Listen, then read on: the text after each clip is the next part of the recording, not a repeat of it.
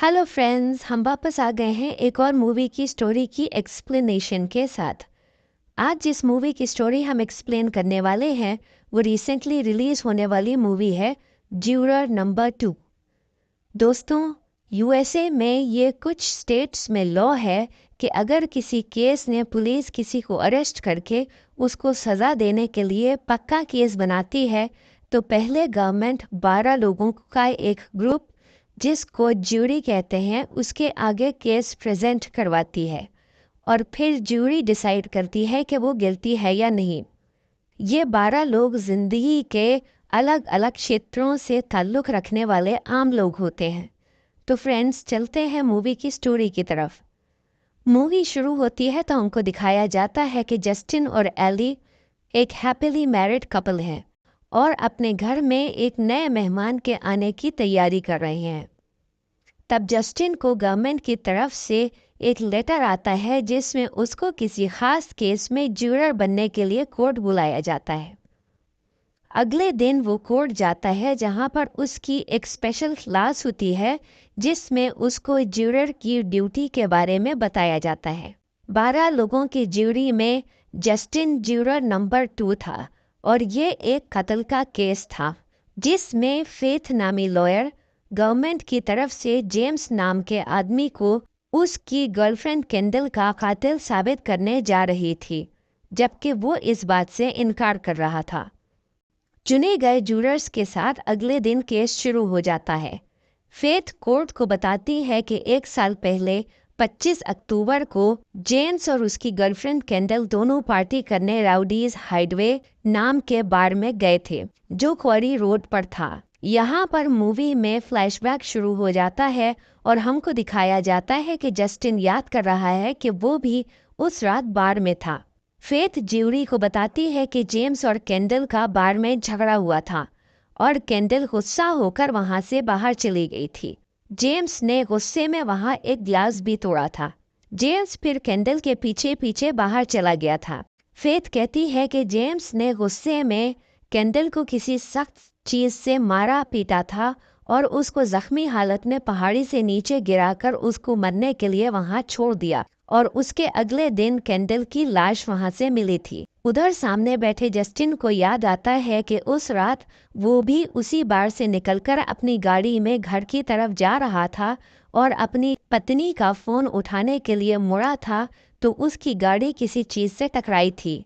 वो उतरकर बाहर देखने गया था, लेकिन क्योंकि उस इलाके में काफ़ी हिरन आते थे इसलिए वो समझा कि किसी हिरन से शायद उसकी टक्कर हुई है। फेथ का केस काफ़ी स्ट्रॉन्ग होता है क्योंकि जेम्स ड्रग्स के चक्कर में भी रहता था और उसने बहुत बार केंडल को मारा पीटा भी था। दूसरी तरफ जेम्स का वकील रेजनिक कहता है कि झगड़े के बाद जेम्स घर चला गया था और वो मौका वारदात पर मौजूद नहीं था, इसलिए उसके कातिल होने का सवाल ही नहीं होता। लेकिन मसला ये था कि बार में उन दोनों के हुए झगड़े को वहां पर मौजूद सारे लोगों ने देखा था। ये सब देखकर अब जस्टिन की हालत खराब होना शुरू हो जाती है। केस की सुनवाई खत्म होती है तो जस्टिन घर चला जाता है, लेकिन रात को उसको नींद नहीं आती। परेशानी में बार बार उसको एक्सीडेंट का ख्याल आ रहा था। अगले दिन केस की दूसरी सुनवाई होती है। अब फेथ उस रात बार में मौजूद एक लड़की को गवाही देने के लिए बुलाती है जो बताती है कि जेम्स और केंडल अक्सर लड़ते थे और जेम्स केंडल के साथ वायलेंट हो जाता था। वो बताती है कि जब केंडल जेम्स से लड़कर बाहर गई थी तो जेम्स उसके पीछे गया था और उस लड़की ने उन दोनों की लड़ाई झगड़े की वीडियो बना ली थी। फिर वो वीडियो कोर्ट में सबको दिखाई जाती है। रेजनिक उस लड़की से पूछता है कि उसने जेम्स को केंडल का कत्ल करते हुए देखा तो वो कहती है कि नहीं। फेथ पोस्टमार्टम करने वाले डॉक्टर से पूछती है कि केंडल कैसे मरी थी तो वो बताता है कि किसी हार्ड चीज से सर पर चोट लगने की वजह से उसकी मौत हुई है। उसके बाद जहां पर एक्सीडेंट हुआ था उसके सामने रहने वाले एक बूढ़े आदमी को गवाही के लिए बुलाया जाता है जो कहता है कि उसने सब कुछ अपनी आंखों से देखा और वो कहता है कि 25 अक्टूबर को रात को 12 बजे से थोड़ा पहले उसके घर जो क्वारी रोड पर था उसके सामने गाड़ी से एक आदमी ने किसी चीज़ को टक्कर मारी थी और फिर उतरकर इधर उधर देख रहा था। फिर वो गाड़ी में बैठा और वहाँ से चला गया। फेथ उससे पूछती है कि क्या वो आदमी वहाँ मौजूद है, तो उसी वक्त जस्टिन नीचे झुक जाता है ताकि वो उसको देख ना सके और वो आदमी जज्बाती होकर जेम्स को ही आइडेंटिफाई कर देता है। अब जस्टिन परेशान होकर अपने लॉयर फ्रेंड से मिलने जाता है और उसको सारी बात बताता है। तो वो उससे कहता है कि अगर जस्टिन इकबाल जुर्म कर लेता है तो उसको कम से कम 30 साल की जेल होगी, क्योंकि कुछ साल पहले उसका एक और एक्सीडेंट ज़्यादा शराब पीने की वजह से हो गया था।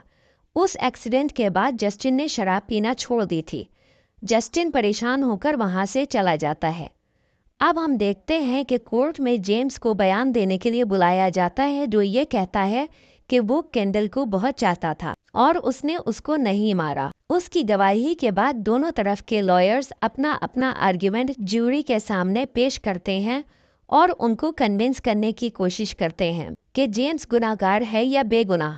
उसके बाद ज्यूरी के सारे मेंबर्स अंदर कॉन्फ्रेंस रूम में जमा होकर केस को डिस्कस करते हैं। जस्टिन को छोड़कर बाकी सारे ज्यूरी के मेंबर्स जेम्स को गिल्टी वोट करते हैं, क्योंकि एक तो जेम्स ड्रग्स के चक्कर में पड़ा रहता था, दूसरे उसका क्रिमिनल रिकॉर्ड भी था और तीसरे काफ़ी लोगों ने गवाही दी थी कि वो केंडल के साथ मारपीट करता था। लेकिन जस्टिन के दिल में चोट था, इसलिए वो कहता है कि आखिरी फैसला करने से पहले अच्छी तरह सोच समझ लेना चाहिए, क्योंकि ये एक इंसान की ज़िंदगी का सवाल है। उसकी इस बात का कुछ लोगों को बुरा लगता है क्योंकि जेम्स तो क्रिमिनल था, लेकिन बाकी लोग उसकी बात से सहमत होते हैं।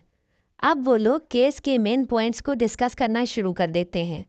जस्टिन जेम्स को सज़ा होने नहीं देना चाहता था, क्योंकि उस वक्त उस कमरे में वो अकेला था जिसको ये मालूम था कि जेम्स बुरा आदमी ज़रूर है, लेकिन उसने केंडल को नहीं मारा।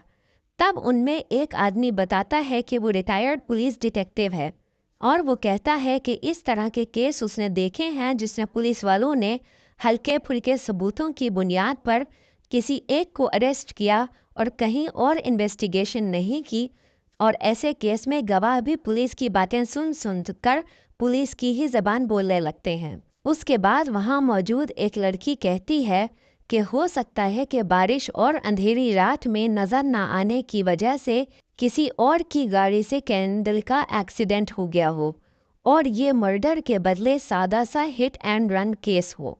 जस्टिन ये सारी बातें सुनकर काफ़ी परेशान हो जाता है। तभी वहाँ पर सेक्रेटरी आकर बताती है कि उनका टाइम ख़त्म हो चुका है और अगले दिन उनको सुबह 9 बजे आना है ताकि फिर से इस केस को डिस्कस कर सकें। अब उनमें मौजूद डिटेक्टिव वहाँ से बाहर निकलता है और उस जगह जाता है जहाँ पर एक्सीडेंट हुआ था। जेम्स क्योंकि उस पर शक कर रहा होता है, इसलिए वो भी अपनी गाड़ी में उसके पीछे जाता है और अपनी गाड़ी को कुछ दूर खड़ा करके उस पर नज़र रखने लगता है। लेकिन तभी उसका फ़ोन बजता है और डिटेक्टिव मुड़कर उसकी तरफ देखता है, लेकिन जस्टिन गाड़ी में छुप जाता है। उसके बाद डिटेक्टिव वहाँ से चला जाता है। अगले दिन डिटेक्टिव जस्टिन को कोर्ट के बाहर पकड़ लेता है और उससे कहता है कि तुमने मेरा पीछा क्यों किया। तो जस्टिन बात को घुमा देता है और उससे कहता है कि ज्यूरी की ड्यूटी कोर्ट के बाहर इन्वेस्टिगेशन करना नहीं है। लेकिन डिटेक्टिव अपने साथ उन गाड़ियों की लिस्ट लेकर आया था जिनका अक्टूबर के लास्ट वीक में एक्सीडेंट और रिपेयरिंग हुई थी। डिटेक्टिव उससे कहता है कि हम लोग बैठकर वो गाड़ी ढूंढते हैं जिससे केंडल का एक्सीडेंट हुआ था।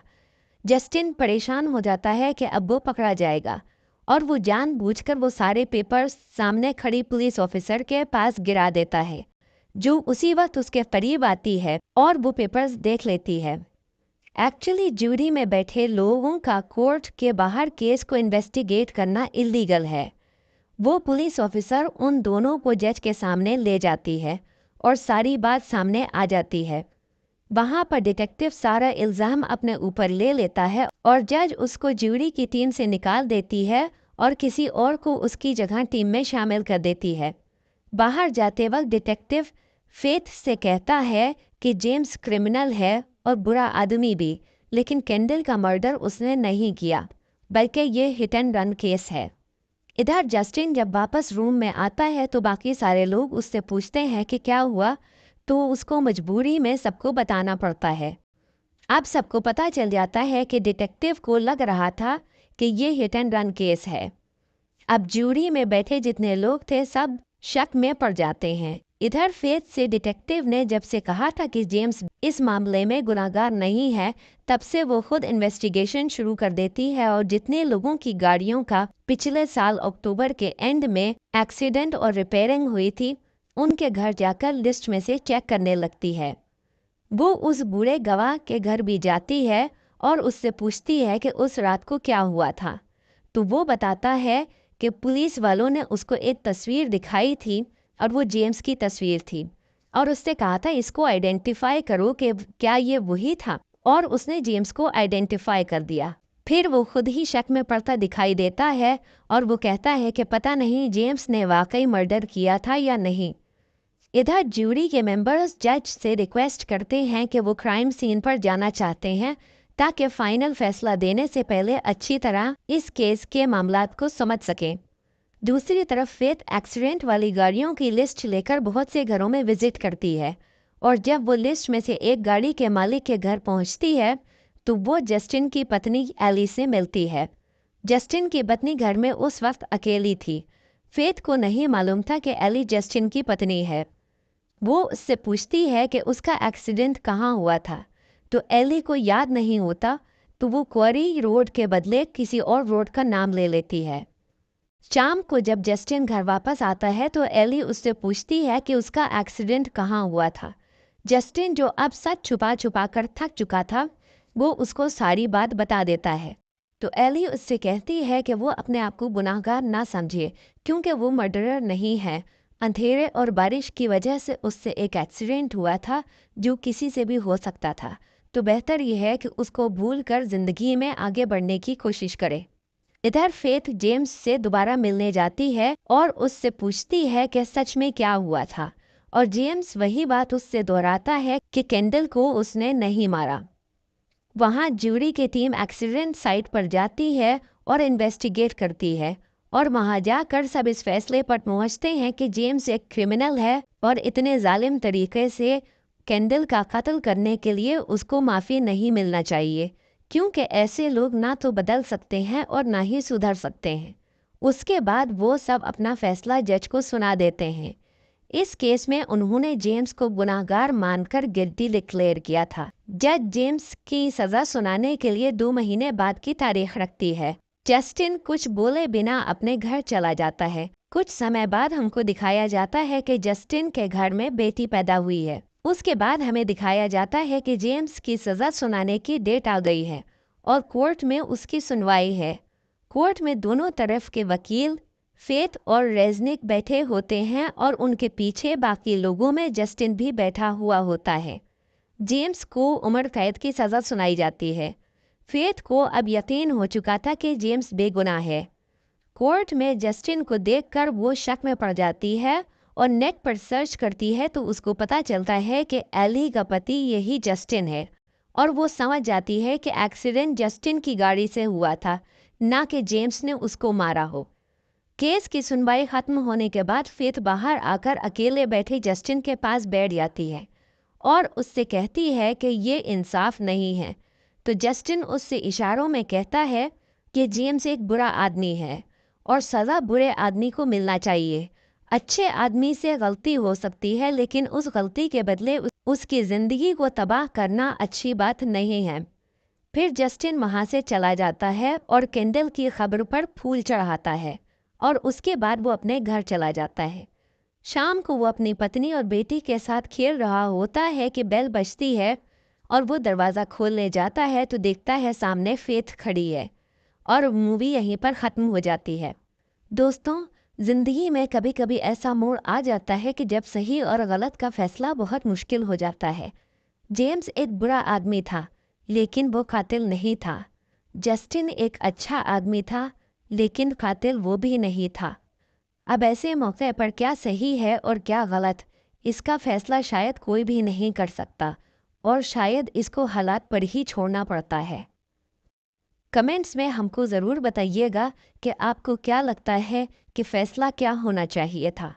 फ्रेंड्स, ये मूवी की एक्सप्लेनेशन आपको कैसी लगी हमें ज़रूर बताइएगा, और ये भी बताइएगा कि नेक्स्ट स्टोरी एक्सप्लेनेशन आप कौन सी मूवी का देखना चाहेंगे। इस तरह के और अपडेट्स से जुड़े रहने के लिए please like, share and subscribe. Thank you.